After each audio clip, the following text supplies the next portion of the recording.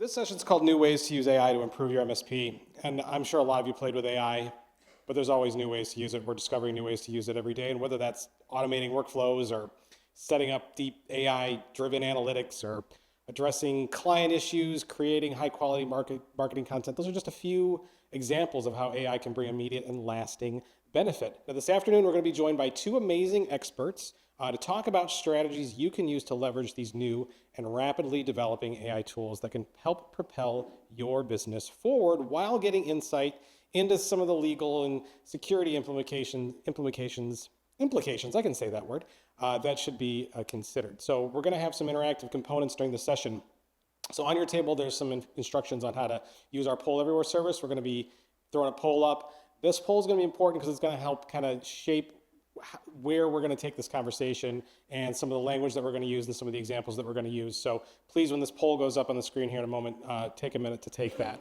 And those instructions are on the table. So get that ready. So who are experts? Well, we're going to bring Corey up here back in a minute. He's the president and CEO of 5K Technical Services. You just heard him. He's got a lot to offer on this as well. And also Ronnie Paracella, he's a project manager at DataBit MSP. He's going to be, I'll give you a rundown on how it's going to work in a minute, but he's going to be up here in a minute. So the rough gist is we're going to break up the panel into a couple different parts. So Ronnie's going to come up. He's prepared a lot of practical examples of AI usage in your business, and we're going to let him roll through some of those. It's awesome. I've seen it once before. You guys are going to take a lot away from it. Take notes. I encourage you to do that. Afterwards, we're going to bring Corey back up, and then we're going to have a little bit of a panel session with Corey and with Ronnie and with you. I'm sure many of you are leveraging AI today in new and unique ways that we may have not have thought about and that we want to know about. So I'm going to have you put your thinking caps on and get ready to throw your hands up because we want to hear and discuss some of the ways that you are using AI and bring that knowledge and insight, and then we can just talk about it as well on stage. So I'm going to go ahead and put that poll up. Please take this poll, and while you guys take this poll, I'm going to welcome to the stage Ronnie Paracella. Ronnie, please join me. Round of applause, everyone, for him. Stop clapping. Don't worry about the clapping. Let's vote. Hello, everybody. So, Ronnie, while they vote, why don't you tell us a little bit about you? Started in 1996 in IT on the help desk for Charles Schwab as a 19-year-old and built an MSP from there and serviced some very interesting projects and companies along the way. Got a lot of years in, happy to help. Please shout questions out, completely informal. If I can dig into anything or shed a little light, please let me know. Fantastic. Well, we got the votes coming in. Please bring those votes in. So Ronnie, it looks like this audience is maybe a little bit less behind or a little bit more behind on the AI adoption curve than maybe some of the previous. About 27% of the room is adopted. And there's 7% of the room that apparently has no idea why they're here, which is you're going to really walk away with a lot, I should say. So please continue to take that poll. I think we have a rough idea of where we're going here. And just before he starts, I want to throw this up on the screen. On here is a QR code to a tool that Eric Long, who unfortunately was supposed to be here to join us, unfortunately got stuck in Florida with the hurricane that's coming in. But he put together this AI tools reference chart. If you don't get a chance to scan it before the slide goes away, don't worry. It's on our gochannelpro.com webpage. There's a link to it there so you can get it. This thing details a whole slew of tools and gives you a high level of what it offers, where to find it, how expensive it is, what it does. Really, really great reference, especially if you're just getting started and you just don't even know where to begin. I see a hand up. We have a quick question. Please try again. It says, please try again. We will fix it. We broke it. Yay, we broke it. We will fix it, and we will put that link up on the gochannelpro.com page, so it'll be there for you later today. So without further ado, Ronnie, it is all you, sir. Thank you very much. So, I'm not a native to the great state of Texas. I'm sorry. But I did do something for you guys that I'm pretty sure no speaker has done. I took 23 hours to smoke a 19-pound prime grade full packer brisket for you guys. I did that. Now, on Saturday, while Sunday dinner was cooking, I had a lot of time to think, and I thought back on what made my previous cooks successful. Experience, but also a lot of failure. We want to avoid failure when we're adopting AI. So how did we fail with brisket? Whole bunch of fun things. Left too much fat on the trim, overspritzed, not enough wood. Question in the back from Matt. Ronnie, what the heck does brisket have to do with AI? I thought I was going to get a little leash here. All right. Well, Matt, just like there's lots of ways to turn a beautiful piece of meat into shoe leather, there are a ton of ways to botch an AI rollout. So what I'm going to focus on today is some really low-hanging fruit that everyone in this room can pick up or ask questions about or adopt. I'm not talking about offering it as a service to your customers yet. I'm talking about getting the 60% of you from, oh, what's that? That might be cool, to we're now using it to make our business better and we're considering rolling it out to our clients. So let's jump into it. I see some gray hair in the room. Everybody remember Dragon Naturally Speaking? Yeah, worse. What a tool. Unless you had a lisp or an accent or a slow computer. Then that tool was useless. So it's about finding the right multi-tool, the right tool to adopt for your business. Now everybody knows what a Swiss Army knife is. I'm sure there's some Leathermans in the house. How many of you guys like using or know how to use the fish scaler? Does that mean you shouldn't carry a Swiss Army knife with you? Of course. You're going to adopt and use the tools that best fit your needs, not the whole kit.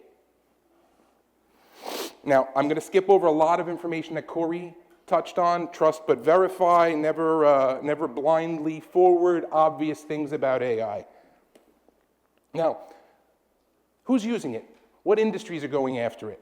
It's high tech, it's healthcare, it's white collar. It's our clients, guys and girls. It's our clients. So the more we learn, the more we'll be able to answer our clients' questions better. We answer questions from our clients about everything that has nothing to do with technology. In their head, this has nothing to do with technology yet, until we give them the opportunity, like Corey was talking about with those prompts for service tickets. That's a nice, easy, low-hanging fruit that you can roll out. Now, why are we doing it? Corey was talking about planning it. I'm simply talking about picking that person in your company that is too good to fire, and you just got to spend too much time with them. Now, Corey said it's like having a backbench of unlimited interns. I see it a little bit differently. I think this is your college graduate writer that you would never hire for your business, that you now have access to, that you can use to improve any manner of the copy or presentation materials that you're using for your clients. Now, I use a lot of this to generate just because I'm a lazy engineer. I don't want to do something in 5 steps if I can do it in 2. So I actually built 2 different tones for the way that my GPT responds back to me. The first is as a management consultant that doesn't ask any questions, tells you guys what to do. And the second one is a project manager that only asks questions. What's the next step? Are we done? They're very different tones, and none of them are conciliatory. They're both in your face, either getting information or giving information. Now, which of those 2 tones would you expect is more sales-oriented? No, it's the management consultant. Project manager, I want to finish what I already sold. I'm not selling the next project. How many of you project managers get the next project before it's sold? That usually doesn't happen. It's the management consultant role. So I want to understand what you're doing wrong. I'm going to say something wrong that I know on purpose that you can respond back to me the right way to make sure you're engaged. Little things like that. Now, every day, everyone should be using those bottom 3, spell check, policies, and condensing. I don't have to look at your websites. I know they're too wordy. I know they were written by you when you started your business and you probably didn't look back on it. Rewrite it. You can do it in 5 minutes. Upload that paragraph of text, that wall of text from your website, and have it pump out 2 paragraphs that sound just like you, sound just like what your customers want to hear. It's a time saver, everyone. It's not a magic bullet, ever. Now, let's talk about some real time savers. Corey touched on it with his rundown of the companies at the bottom after his daughter's song. Fathom is your assistant in meetings. It is wonderful. It reads your calendar and joins your meetings before you join them, so that when you join them, it's recording, it's transcribing. At the end of the meeting, it tells you what you need to do. Every question mark in there is a bulleted line item. Now, is it perfect? No, no AI is perfect. But is it going to save you 80% of the time to summarize your meetings after a meeting? Every single time. This is a real time saver. Now, out of fairness, there are also some other alternatives, Fireflies and Otter, that do essentially the same thing. They are free. And obviously, you can, if it's free, you're the product, and think about that, what you like. But these are big, big time savers. And what's nice about it is it gets emailed out to everyone that was attending the meeting automatically. You don't have to do it. You don't have to ask it to do it. It's just part of your workflow. It's beautiful. Any questions on that? Yeah. Sir? Yeah. Some states allow recording, other states don't allow recording. What's the legality of this? Disclosure first. So always tell your customers that you're recording. Your customers are the ones that tell you, no, I don't want that. Tell them you're doing it, see if there's pushback. Now, I would also ask your attorneys in your different states. I don't know Texas law. I know in New York it's absolutely fine, but we tell our customers anyway so that they know, hey, why did I get a summary of this? We tell them that's going to happen in advance. Yes, this one side, the other party doesn't. So only one side has to know the call is being recorded. Good, got it. All right, moving on. The next one. We talked about different large language model GPTs. Your Geminis, your Copilots. This is an alternative. This is Claude. Now, what I like about Claude is it doesn't just do tone. It does feel really well. So you have a perfect email and it is just too black and white. You can tell Claude, hey, soften this, make it a more conciliatory tone, ask for some forgiveness at the end, depending on what's going on, and Claude does a much, much better job than the other big GPTs right now at feeling, at mushy stuff. Sometimes you're going to need that when you're writing, depending on your clients. Now, Claude is also very good for large text summaries. I dumped a 2-day email into Claude and asked for a summary. Of course, I pulled out everything, but take a second to look at those numbered line items. That was all automated out of the tool. I pulled specifics out of there, but it's ready to go. It's ready to send or be acted on, and there are my action items. It's a real nice time saver, Claude. Any PowerShell people in here? Engineers? How long or how easy is it to pull up all of a list of all of your Exchange mailbox sizes? Is it impossible? Claude will give you the code in 2 seconds for that, to slap it in so that not every engineer, not every admin in your company needs to be a PowerShell expert. Now, do I think every lower level person should have PowerShell admin access in your company? Probably not. But for your people that know what they need to do but don't know how to do it, this is your programming recent graduate, like I said before with your writers. This is that person, your code monkey who just wants to code in the corner and just give you that little snippet of exactly what you're looking for. Claude is very good at that. I'm going to skip over the details for the quick code because it doesn't just give you the code, it tells you line for line what it's doing and why it's doing it. Now, training. Corey talked hard. He talked about policy setting for training. I'm just jumping into training the tools. Okay, I'm talking to the CEOs in the room, the small MSPs that have your 5 or 6 billable engineers and just need some time savers. Train your tool. Anyone that spent time on LinkedIn has seen these. These are your how to make it sound like you prompts. And before you start generating text, do this. I know it's a lot, but depending on the tool that you pick and what you'd like to dial it into, this is going to be exactly what you need to make the tool sound like you and not sound like a robot. And guys, save the pictures. I'm leaving my email address at the end. I'm happy to send you the deck. There's your disclosure. Civic AI in the UK did a really, really nice job of talking about the high-level things that you may want to consider. These are your ethics and your legalities and internal policies and how to set it up. I encourage anybody who wants to do a real deep dive go for it. You got, you're somebody with a big commute, you want to read this on the way in, go get them. But it's a mouthful, and it's probably going to be a little bit more, but I would like you to see what the world is preparing for AI adoption. And these guys are the leaders. Any questions so far? Alan. How many AI are you paying for right now? How many are you downstairs? So could you repeat the question? How many paid AI accounts do I have right now, and how many free ones? That's a problem, because I've been paying for ChatGPT since it came out, and I just bought Copilot. It is the worst licensing structure on the planet. You have to pay $360 per user in your organization to roll out a Copilot license for a 1-year license up front. I've never seen Microsoft do that before. There's obviously a reason. They're trying to buy people in now for the things that they're going to do 6, 9, and 12 months from now.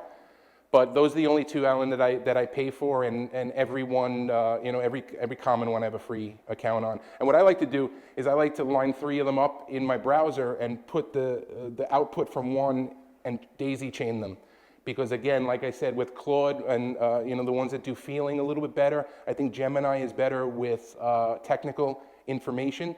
Everybody knows what am I talking about when I say ask your best friend? Google. We've all been using Google forever. Ask your best friend. Well, now Gemini is your best friend for tech stuff. So it really depends on where you want to use it, but I encourage everyone to jump right in. And thank you very much. There's my email address. Shoot me an email. Question down here?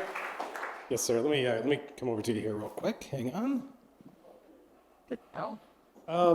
Yeah, about 20 years ago, we used to handle a lot of attorneys, and Dragon, naturally speaking, I'm glad you stuck it up there, was real hot. We ran around town hooking everybody up, getting them trained, getting them the headphones, everything. About a year or two later, you go around town, and 95% of them weren't using it anymore. Because, they were about 95% accurate, and what they realized is they're doing a pleading, and 95% accurate isn't very useful. And I feel like we're in the same spot right now with AI, where We're worse. we're It's worse. Way worse. And I feel like part of our challenge is setting expectations for clients when we go and talk about this stuff. And if we go out there and by the way, I've also been doing this for a decade with video AI, and whatever the salesman tells you from the vendor, take about 10% of it. Otherwise, you're going to spend 100 hours doing what your client expected. So how do we, I feel like that's what we're fighting right now. We need to set expectations, and how do we handle that so that a year or 2 years from now, we're not all either burning hours trying to fix these things, or having clients that are just saying that this is horrible. Well, I and about 5 million other people are coming out with AI-related products for MSPs, and in my head, what I need to create is something that makes a complicated process more seamless. If I don't do that in an MSP, I'm just giving you another tool or something to log into. I don't want you to ask it, hey, what's my company policy on this? I want it to say, what's my company policy on Windows rebuilds? Windows Server rebuilds, and it should update it with all your internal policies so that your people know what they can do, what they can't do without bothering a higher priced employee. So for me, it's only about time savers. Like I said earlier, I'm a very lazy person. Don't make me walk around the block if what I'm looking for is right here. I don't want to do it. I want it to be in the least steps possible so I can move on to the next task. And I think right now we have the ability to save, like I said, with meetings. I mean, that output on the meetings for a 4-person meeting is probably going to save about an hour every meeting. For an 8-person meeting, you're probably looking at 2 or 3 hours of savings, time savings, not busy work that your people don't have to do anymore. Now everybody got the summary. We just have to look at it. Is everything covered? Is that all the stuff that I wanted? A couple of responses later, and the plan is set. That's what I want to focus on with the tool that we're building. Got one more question over here. Like I'm already thinking about with customers right now, setting up a bunch of QBRs and go, hey, asking them what is your greatest needs, and then ask 3 or 4 of them to be a test kitchen to develop this with them, understanding that this is going to be a test, And if I can save you 15 to 20% and then use them as a testimonial, this is what this company did for us using AI and help bring efficiencies and save us money. And therefore taking that, going to market with it, this is what we've done already with these people already. What's You your wanna name? go- What's your name and what's your company, sir? My name is Brian Hamilton. I own a company called Mad Data IO. Now, Brian just suggested exactly what I was talking about. Something, a quarterly business report for your clients that would normally take, I don't know, 5 hours of prep for your engineers to pull the latest information. Are their passwords up to date? Do we have to update their Wi-Fi before we have a meeting with them? All that fun stuff goes out the door, and you really just get to focus on what does the customer have? Do they have any business changes coming that we're going to need to plan for? Are there any technology, end of life cycle, end of product, end of service situations that we're going to have to plan for? And are there any major technological changes coming? Broadband, fiber, things like that we're going to have to build in. So from what you're saying, you can structure those questions, send it to the customer in advance, and be ready to rock with real solutions and prices and budgets by the time you come in if you have that data. So right there, that's you're probably looking at least a day of prep and meetings to get that information that you could potentially use over and over and over and have that cost savings and decrease the ROI, increase the ROI, decrease the TCO of every client that you pick up after that. I mean, you switch from IT guy to consulting, but that's the role you switch to. If you're still the guy that fixes the broken printer, you got to fix that because you're the technological advisor. You're the consultant that, hey, I read this in a paper. What do you think about this? And you're going to know, oh, it sucks. It's great for your business. It's terrible for your business, or you can't afford that. And then that's that carrot on the stick that you're always trying to get your customers, moving down the rod of what you want to provide. Redundancy. Wouldn't you love to give everybody another layer of redundancy? Get them to admit they're not ready to be down for an extended period of time, and you may be able to do that. Any other questions? Do you have a question? It's more. Clarification. Yeah, we like clarification. So just and Kyle Wentworth Consulting Group. Hello. The question of the 90% rule, because sometimes 90% can cost you more time re-editing. It comes into the perspective of what is great in AI and what is good in AI. And if you're hiring that 19-year-old that's writing documents, that's writing things for the internet, your posts and marketing material for the internet. If you're expecting that 19-year-old to be an expert in the content that they're writing, Impossible. you're expecting the same capability out of the AI that's going to generate the 19-year-old's output versus being an expert in PowerShell, but not being an expert in typing PowerShell exactly correctly every single time and using AI to type it for me correctly every single time. That's a completely different perspective from one AI to the next AI. And they're going to give you different code to accomplish the same task because in reality, it's possible to do it different ways. So in some capacities, I'm going to get 100% out of my AI. In other capacities, I'm going to get the 90%. But I got the 90% without spending, $25, $35 an hour. I think that's good. Importance. In creative writing, I think it's In creative writing, which I think AI excels at right now, you can be 90%. It's writing. For engineering, 90% is not good enough. So if I go ask it for a PowerShell code, and I understand that code, that's going to save me some time. If I don't understand that code, that's a disaster waiting to happen. Yeah. And there's such a differentiation of what's going on and what it's good for and what it's not good for. And I think that's what... That's a very good point. It's a little more dangerous in the hands of sophomores. Just by the purest definition of the word. Obviously, if you're an expert, you may not need that level of help. happened when you stop creating website. Exactly. I'd like to get another person's Training, yep. opinion, if I can interrupt real quick. Not too there. So Corey, I'd like to bring Corey Kirkendall back up on stage if we can. Ron, if you'd like to take a seat, we can kind of run this as Yep, a yep. panel. But this is great feedback and some great points being made. I want to keep the discussion going, but I want to be able to include Corey as well. So Corey, you've heard a couple of those points. Let me get your take on that as well. In my slide, I said that it's an assistant. It allows you to not start with a blank sheet of paper, right? But if you get an intern that just dropped out of school and give them a PowerShell and they create it, they're probably going to make the same mistakes and be at 90% too. But I think it gives you an opportunity that you still have to proof it. I believe that 100% right now, with the level of compute that we have, that AI needs a human to validate. You have to trust but verify. You got to validate what's coming out of it. If you choose to spit in that PowerShell without validating and trusting and giving it your professional opinion, you're probably going to end up in a problem somewhere. You have to validate it. Yeah, any other thoughts, questions on this particular vein? So let me ask you all a question. So some of you are already leveraging AI in some way, some capacity. Who's playing with it? Be honest, yeah, I mean, hopefully we all are by now, at least at the top level. Who has implemented AI into one of their workflows? Either getting basics in a ticket. What are some of those things that you're doing? Who's willing to share a couple of the things that you're doing with AI today? We're leveraging Dynamics. Tell us how you're doing. Yeah, Dynamics and the whole Copilot suite. So it integrates with Office 365 and just the sales process. So I don't have to do double entry and all that good stuff. Yes. Awesome, excellent. Thoughts?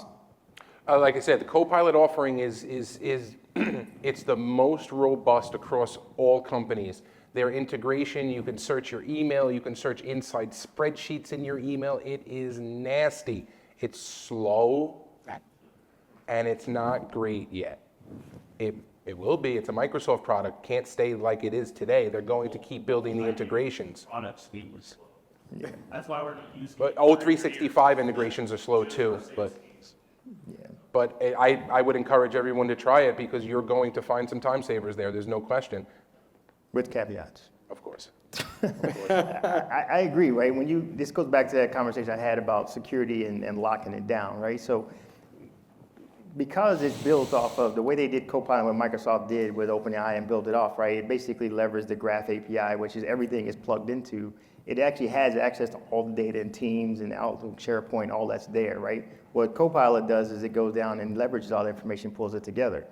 But if you don't truly go in there and set up the right policy, secure it, lock it down, DLP, and you go out there and say, I'm gonna give everybody in my office a Copilot license, what's going to happen is that your guy who wants to be, good guy, gonna say, can you tell me what everybody's salary is and what this is and whatever it is? And if it's in there and you don't have it locked down, it's gonna tell them everything that's in there because it's not secure to say, hey, I haven't set those policies up. Properly leverage AI until you have your policies. Correct, right, So if you're not playing that CIO role already, 100%, you can't put policies in place to actually run 100%.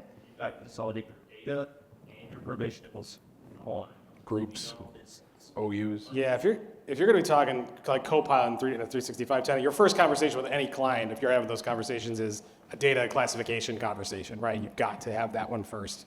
Otherwise, it can get crazy and out of hand. Yeah. Who else is playing with AI?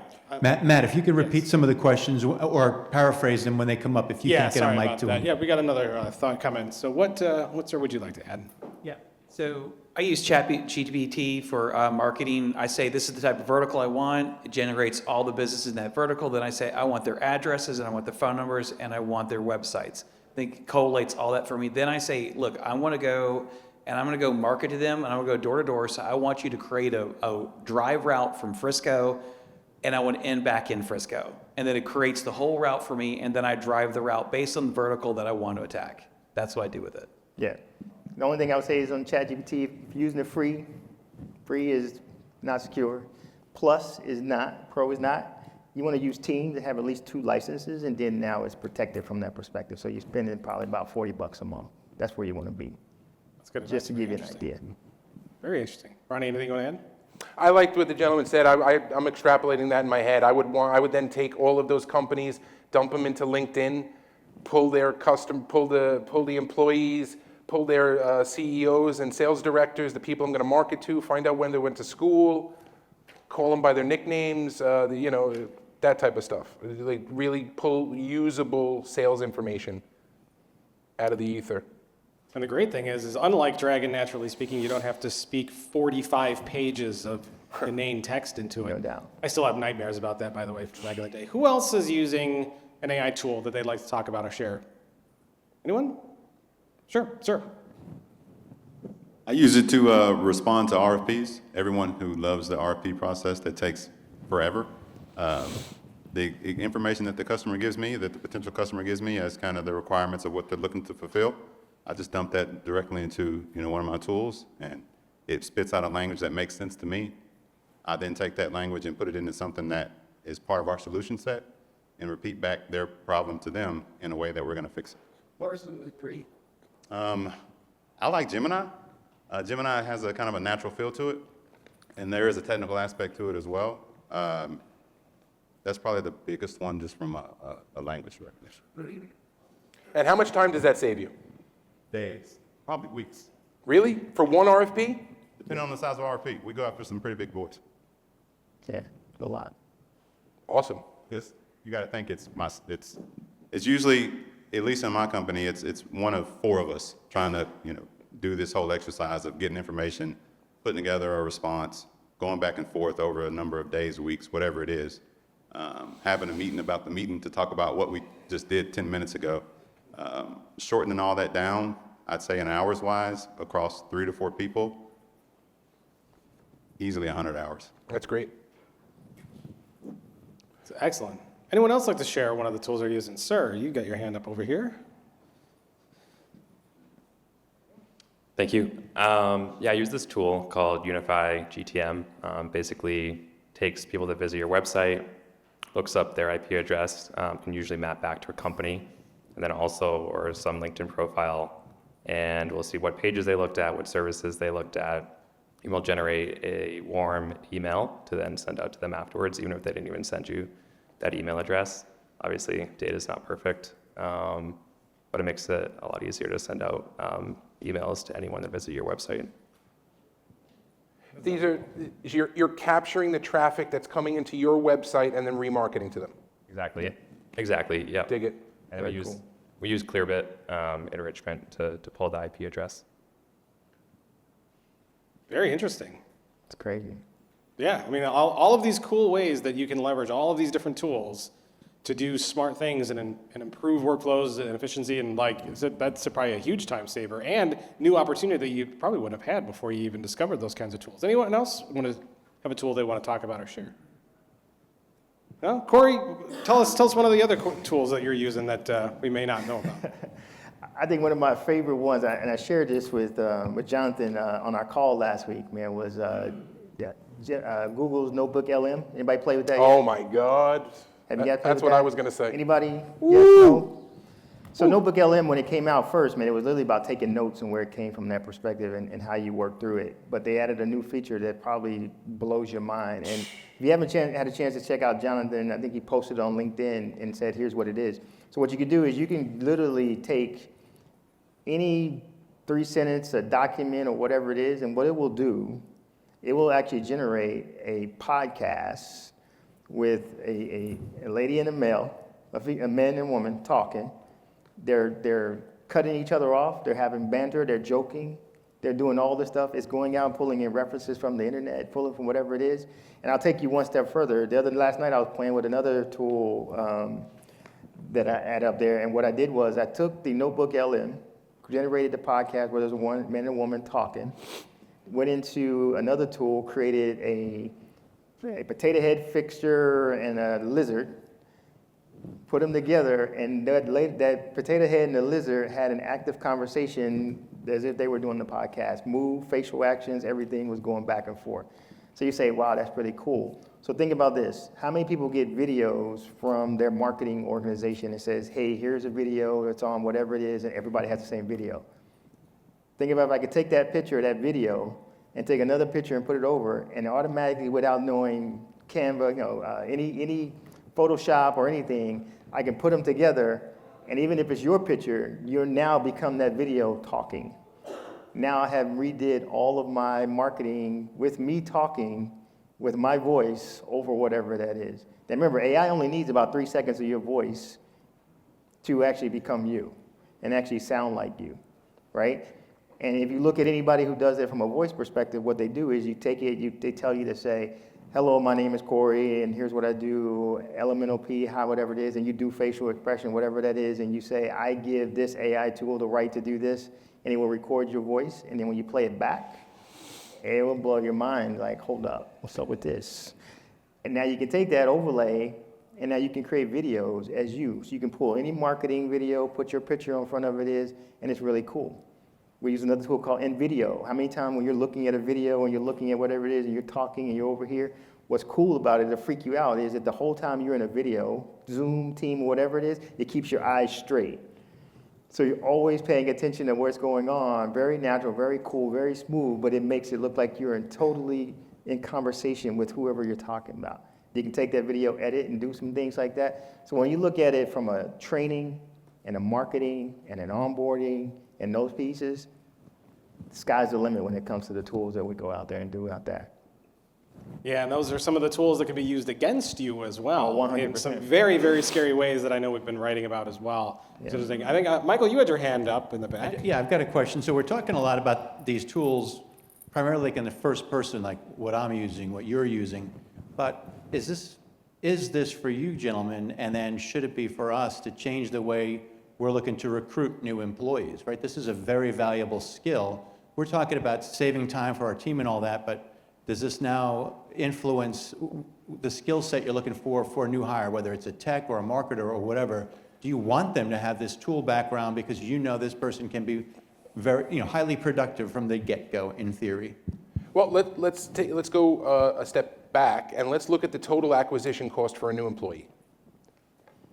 Job description, job posts, interviews, recruiters' fees, people you didn't hire, people you hired that didn't work out, people that didn't like the salary after they came in.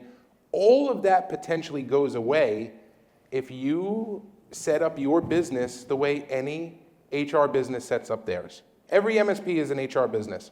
You should always be building a backbench of junior engineers and always having mentors in the business for them to find information about. But how do you create the job descriptions? How do you put up the job ads? How do you go through the requirements? These are 3 clicks. Once a GPT learns about your business, you could ask, with the tool that I'm working on, you can ask our GPT, what role should I hire next based on my business?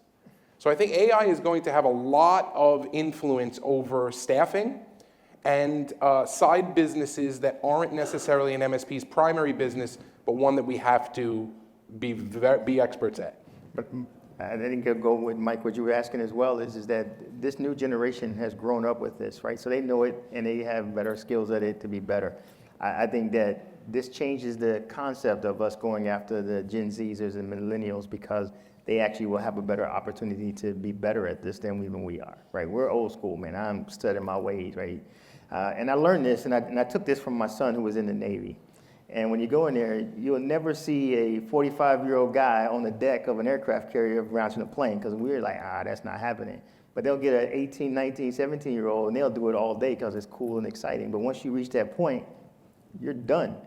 Same concept that I see coming back is that those guys, the younger, will be able to take this and run with it and think about things that you didn't even think about.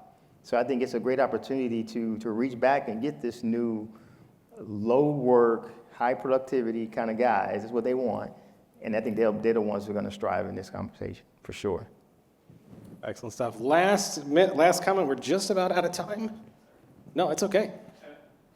I'm not an engineer, I'm a sales and marketing guy in my company, so it's always from that perspective. What is your pricing model to sell this to your customer? Like, how are you pricing this out so you get a rate of return on investment? I can't speak for Corey, but for me, it's per user per month. Yeah, 4 users per month. So our initial investment, depending on how many we involved, a typical assessment can range anywhere from $5,000 to $15,000 for us to go in and just walk through the assessment piece and say, here's what it looks like. If we have the ability to come on as that fractional AI expert and walk through, we have a price that works out with that. And then if they want us, once we deliver the final report, in that final report, what we'll generate them is in that, which is really cool, we actually give them a custom LLM based on our findings that they can go and ask at any time and says, what was Corey thinking about when he wrote this? What was he doing when he wrote this? And it always is able to respond as me and my partner did. But then it also, if they want us to help them build out those applications and leverage it all the way through, then whichever model we use. One of the tools that we use as a partner, we could talk it offline, is that they designed the tool to work and the workflow strictly for enabling AI as a service for MSPs.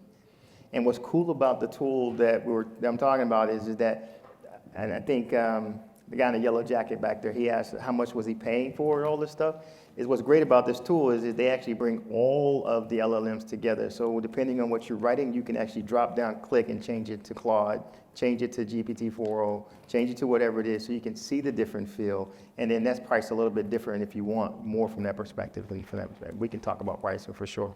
Awesome. And these guys will be around the rest of the day. Unfortunately, we are out of time. Please put your hands together for Ronnie Paracella, Corey Kirkendall. Amazing stuff.